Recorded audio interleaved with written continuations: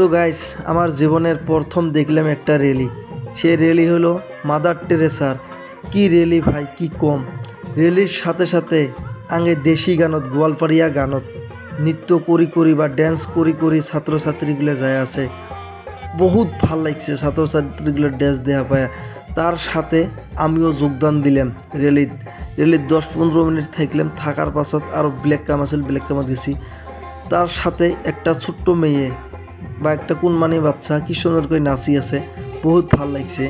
তো বাচ্চা কাচ্চাগুলো খুবই ভাল লাগছে। কিসের জন্য জানো? কি সুন্দর করে ড্রেস করছে।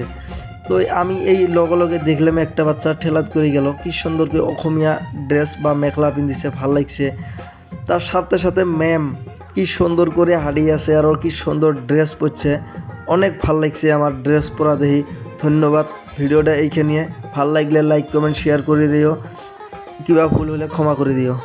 তো দেশি মানুষের সাজপার আরো কি কি লাগে সে বস্তুগুলো নিয়ে স্কুলের ছাত্র বা ছাত্রী আছে। তো দেখো